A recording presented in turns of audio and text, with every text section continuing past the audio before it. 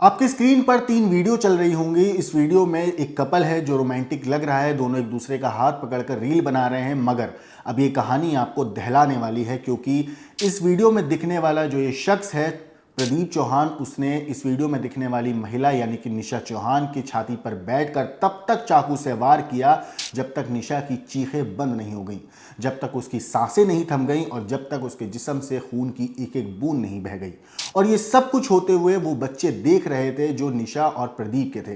वो तीनों बच्चे इस पूरे मामले में सबसे बड़ा गवाह हैं, क्योंकि उन्होंने अपनी आंखों से देखा जब पिता उनकी मां की जान ले रहा था। बड़े बेटे ने हिम्मत भी जुटाई थी, उसने पिता को रोकने की कोशिश भी की थी, लेकिन गुस्से में आग बबूला प्रदीप शैतान बन चुका था। वो अपने बच्चे के ऊपर भी हमला कर देता है, उसे घायल कर देता है। प्रदीप तब तक अपनी पत्नी के जिस्म पर चाकू से वार करता है जब तक उसकी जान नहीं निकल गई। इसके बाद बच्चा पिता को हटाने की कोशिश करता है, लेकिन जब पिता नहीं हटा तो दौड़ता हुआ बेटा पड़ोस में रहने वाले चाचा के घर जाता है। चाचा का दरवाज़ा पीटता है और कहता है कि पापा मम्मी पर चाकू से हमला कर रहे हैं, उन्हें चाकू मार रहे हैं। जब तक प्रदीप का भाई और भाभी घर पहुंचे तब तक निशा की जान जा चुकी थी। वो घर पहुंचते हैं और देखते हैं आंगन में खून से लथपथ निशा चौहान की लाश पड़ी है।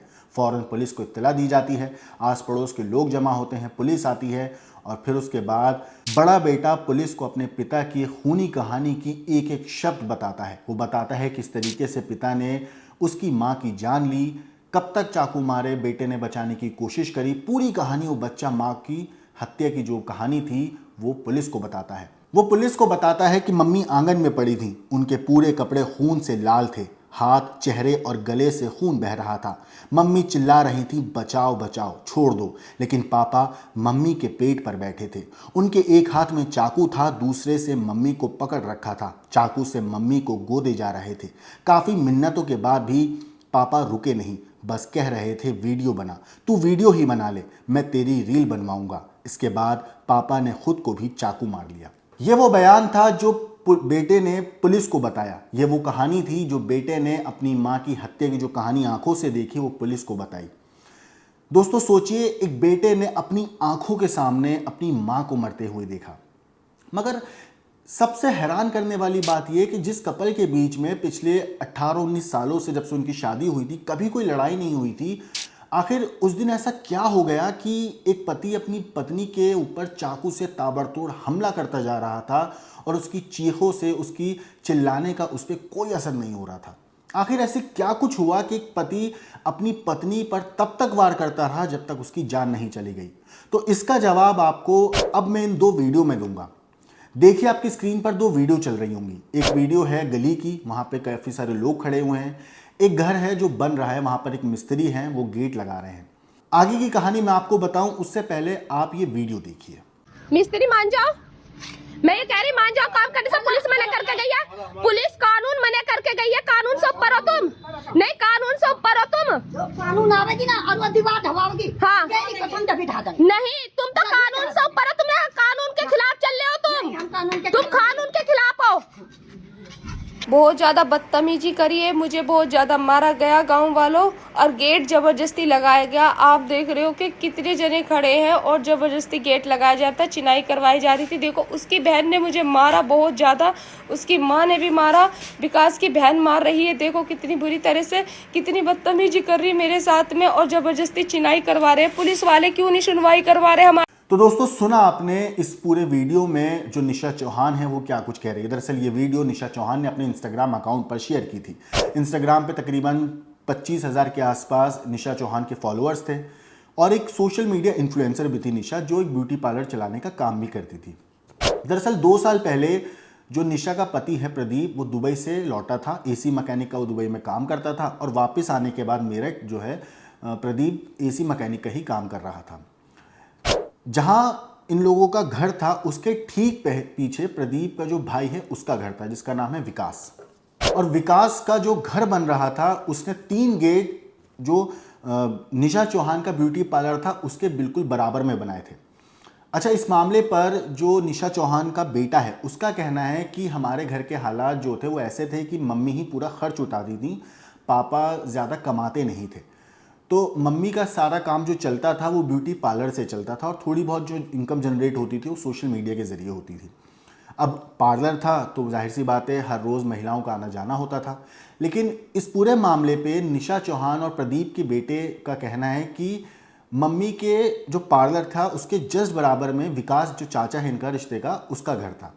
अब विकास नीचे कंस्ट्रक्शन करा रहा था और उसका दरवाज़ा निशा चौहान के ब्यूटी पार्लर के जस्ट बराबर में लगवा रहा था। वो वहाँ पे कैफ़े खोलना चाहता था। अगर कैफ़े खुलता तो जाहिर सी बात है लड़के आते, सिगरेट पीते, गुटखा खाते वहाँ पे, और ऐसा करने पर ब्यूटी पार्लर का जो काम था उस पर असर पड़ सकता था। और इसी बात का विरोध जो था वो निशा चौहान कर रही थी। निशा चौहान नहीं चाहती थी कि प्रदीप का जो भाई है विकास वो उधर की साइड दरवाज़ा अपने घर का निकाले, और इस बात को लेकर इन लोगों के बीच में बहस काफ़ी लंबे वक्त से चल रही थी। झगड़ा था, काफ़ी दिनों से चल रहा था। इसके ऊपर जो निशा चौहान है उसने एक वीडियो भी बनाया था जो अपने इंस्टाग्राम अकाउंट पे डाला था। मैं चाहता हूँ एक बार आप वो वीडियो देखिए। हेलो राम राम जी, आप जानते हो सबसे बेकार इंसान इस गांव के अंदर विकास है, क्योंकि इसका मेन फ्रंट पे मकान था, इसका इस गली में कोई अधिकार नहीं था। आप बहुत अच्छे से जानते हो, सब पूरा गांव जानता है।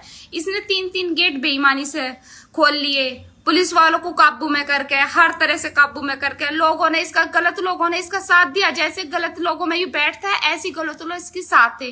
टीम बनाई इन लोगों ने, और नाम खोलूंगी जिसने टीम बनाई थी गेट लगने के लिए।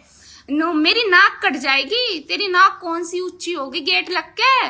तुझे तो पूरे गांव थू थू कर रहा विकास, तुझे तो कोई भी इज्जत नहीं करता। तू बने जा कितना भी, और तेरी कोई जुबान नहीं है। तू तो ना बड़ों की सम्मान करता, ना छोटों का करता, ना घर को का करता, ना परिवार वालों का करता। तुझे तो बस अपने बेनिफिट से मतलब है, और तूने कराई अपना बेनिफिट है। तूने कभी भी बड़े छोटों का सम्मान ही नहीं करा, और तुम भरोगे सारे के सारे, तुम्हारा नाश तो होगा, ऊपर वाला करेगा तुम्हारा नाश, मैं ना करने की। तो आपको पता ही है बेईमान विकास, चौखट तो लग गई बेईमान की। इतनी बेईमानी करता हद से ज्यादा। उपासना तू भी आ जा, और अपने घर वाले को भी बुला ले, ठीक है ना, और अपने दूधरी वालों को भी बुला लिए सबको, और देखूंगी तू मेरा क्या कर लेगी, ठीक है। बेईमानो, तुम्हें शर्म नहीं आई? उपासना की बच्ची बेईमानी सारी की सारी चुड़ैलों की तरह मेरे पे चुपटी है। तुम्हें शर्म नहीं आई? तुम्हारी सास ससुर कहने वाले ना आए तुम्हें? यहाँ पे आ गई है तू ही रहना, आ जी यहाँ पे बिल्डिंग में रहना, आ जी तू यहाँ पे, तू ही चढ़ी है छत्ती पे, तू ही सोई है इस हवेली पे। बेईमानो, तुम्हें शर्म नहीं आ रही? सारों को सारे लिपट लिपट के मार रहे थे मुझे, सारे के सारों ने। रश्मि तू भी आ जाइए। अरे राहुल तो यहाँ पे खुद टुकड़ों पे पला है, छोटे से टुकड़ों पे पल्ला। तेरे नाम करा रखी होगी हवेली राहुल, तेरे नाम कोठी बंगले करा दिए होंगे। टुकड़ों पे पल्ले वालों, तुम्हें शर्म नहीं आ रही? मार रहे हो तुम लिपट के। तो सुना आपने निशा चौहान ने जो वीडियो अपने सोशल मीडिया इंस्टाग्राम अकाउंट पे डाला था, उसमें क्या कुछ कहा था। अब मैं आपको हत्या वाले दिन की बात बताता हूं कि आखिर इस पूरे हत्याकांड जिस दिन हुआ उस दिन एक्चुअल में निशा चौहान है और प्रदीप चौहान उनके बीच में हुआ क्या था। तो आपको बता दूं, बृहस्पतिवार की रात की बात है। विकास ने अपने मामा के बेटे राहुल के साथ मिलकर अपने घर का तीसरा गेट निशा के ब्यूटी पार्लर के सामने लगवा दिया था। शुक्रवार सुबह करीब 5 बजे जब निशा ने वो तीसरा गेट देखा तो उसने उसका वीडियो बना लिया, और तहरीर के अनुसार इसके बाद विकास और राहुल ने प्रदीप को उकसाया था। इस पर पति पत्नी के बीच प्लॉट के बेनामे और गेट विवाद को लेकर कहासुनी होने लगी थी। दरअसल प्रदीप और निशा चौहान ने एक प्लॉट भी खरीदा था तकरीबन 17-18 लाख रुपए का, और उस प्लॉट की जो रकम थी तकरीबन 80% रकम जो थी रिपोर्ट्स के मुताबिक वो निशा ने पे करी थी। और निशा चाहती थी कि वो जो प्लॉट है वो निशा के नाम पे हो रजिस्टर, लेकिन प्रदीप चाहता था कि उस प्लॉट की जो रजिस्ट्री हो वो प्रदीप के नाम हो, और इसी बात को लेकर इन दोनों के बीच में कहासुनी हुई थी। साथ ही साथ जो प्रदीप का चचेरा भाई था विकास, उसने भी वहाँ पे जो गेट की जो बात हुई थी उसको लेकर प्रदीप को उकसाया था कि निशा जो है इस तरीके की वीडियो बनाती है, अश्लील वीडियो बनाती है, तमाम इस तरीके की बातें जो हैं विकास ने प्रदीप से कही थी। और इस बात का जो गुस्सा था वो भी प्रदीप के दिमाग में चल रहा था, और इसी चीज़ को लेकर इन दोनों के बीच में झगड़ा हुआ। झगड़ा इतना ज़्यादा बढ़ गया कि प्रदीप ने निशा के ज़मीन पर गिराकर चेहरे, गर्दन, छाती और हाथ पर लगभग 10 से 11 बार वार किया। आरोप है कि प्रदीप निशा के शरीर पर उसकी मौत होने तक वार करता रहा। बचाव में आए निशा और प्रदीप के 17 साल के बेटे देव के हाथ में भी चाकू लगा। पूरी वारदात घर में लगे सीसीटीवी कैमरे में भी कैद हो गई थी, जिसको पुलिस ने जब्त कर लिया सीसीटीवी को। हत्या की जानकारी मिलने के बाद पुलिस मौके पर पहुंची, फॉरेंसिक टीम मौके पर पहुंची। पुलिस ने घायल देव, जो कि बेटा था निशा का, उसको अस्पताल में भर्ती कराया। साथ ही साथ जो प्रदीप है उसको भी अस्पताल में भर्ती कराया, क्योंकि प्रदीप ने अपनी पत्नी की हत्या करने के बाद छत पर भाग गया था और वहां जाके उसने खुद को भी चाकू से घायल कर लिया था। पूरे मामले में पुलिस ने कहा है कि इन लोगों के बीच में कई बार पहले भी झगड़ा हो चुका था, यानी कि विकास और जो प्रदीप का चचेरा भाई था उसके और निशा के बीच में कई बार पहले भी झगड़ा हो चुका था। निशा ने कुछ दिन पहले भी विकास और उसके मामा के बेटे राहुल पर मारपीट का आरोप लगाया था। आरोप है कि विकास ने शुक्रवार रात पहले से 2 गेट होने के बावजूद तीसरा गेट ब्यूटी पार्लर के बराबर में लगवा दिया, जिसका निशा विरोध कर रही थी।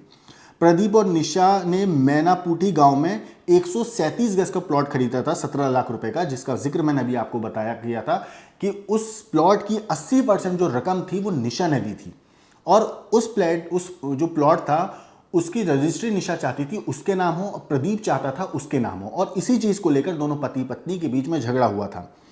इतना ही नहीं, इस पूरे मामले पे जो बेटा है उसका कहना है शुक्रवार सुबह करीब 6 बजे की ये बात है। छोटा बेटा जो है और छोटी बहन और प्रदीप का जो बड़ा बेटा है देव, ये तीनों कमरे में सो रहे थे। अचानक आंगन में ज़ोर ज़ोर से चिल्लाने की आवाज़ आती है निशा की। बच्चे घबरा कर उठते हैं और आंगन में जाके देखते हैं तो पिता जो था वो जो प्रदीप है वो निशा को ज़मीन पे पटक कर उसके ऊपर बैठा हुआ था। निशा चिल्ला रही थी बचाओ बचाओ, और जो प्रदीप है उसके चेहरे पर, हाथ पर, जिस्म पर अलग अलग जगह तकरीबन चाकू से 10 बार उसने वार किया था। इसके बाद मम्मी पापा जो है, यानी बच्चा बताता है कि देव जो है वो कहता है कि जो मम्मी पापा थे उनके बीच में कभी कोई लड़ाई झगड़ा नहीं हुआ, पापा हमेशा मम्मी को सपोर्ट करते थे, लेकिन जो विकास है उसकी बातों में आकर पापा ने इतना बड़ा कदम उठाया है। इतना ही नहीं, देव का ये भी कहना है मेरे पापा बहुत सीधे हैं, वो तो खुद मम्मी को आगे बढ़ाते थे, लेकिन पड़ोसी हमारे रिश्ते का जो चाचा है पापा को भड़काता था, पापा ने उसके बहकावे में आकर ही ये सब किया है। इस पूरे मामले पे जो उनकी रिश्तेदार हैं देवरानी रिंकी, वो भी कहती हैं कि हम लोगों ने कभी 18-19 साल में नहीं सुना कि इन दोनों के बीच में पहले कभी झगड़ा हुआ हो। ये पहली बार है जब प्रदीप भैया ने इस तरीके की कोई हरकत करी है। हम भी खुद हैरान हैं कि इतनी बड़ी वारदात उन्होंने कैसे अंजाम दे दी। फिलहाल पुलिस ने इस पूरे मामले पे बीएनएस की धारा 103(1), 109(1) और 61(2) के तहत मामला दर्ज कर लिया है। इस पूरे मामले पे पुलिस ने जो कहानी बताई है एक बार आप सुनिए कि किस तरीके से उन्हें जानकारी मिली और किस तरीके से इस पूरी वारदात को प्रदीप ने अंजाम दिया।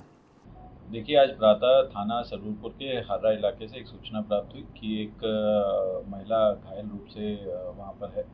इसमें तत्काल ही टीम एक्टिव हुई। वह मौके पर टीम पहुंची और स्वाट की टीम भी पहुंची यहाँ और सीसीटीवी की भी टीम पहुंची और वहां पर एक महिला जिसका नाम निशा चौहान है उसको जो है घायल अवस्था में उसको पाया गया, जिसकी वहीं पर मृत्यु हो गई थी और कैमरे चेक करे गए वहाँ पर। और इसका जो पति है इसके द्वारा इससे पूछताछ की गई। वह चश्मदीद जो वहाँ पर इनके बालक थे उनसे भी पूछताछ की गई, जिसके आधार पर इसके पति से ये ज्ञात हुआ कि इन दोनों के बीच, पति पत्नी के बीच कल जो है झगड़ा हुआ था किसी बात को लेकर, और उसी आवेश में आके जो इसका पति है प्रदीप चौहान, इसने पहले महिला को मारा चाकू से और उसके बाद ये जो है कैमरे में ये पुष्टि हो रही है कि उसके बाद ये खुद ही जो है इसने अपने ऊपर जो है वार कर दिए, जिससे घायल हो गया और इसका उपचार के लिए इसको भर्ती कराया गया है।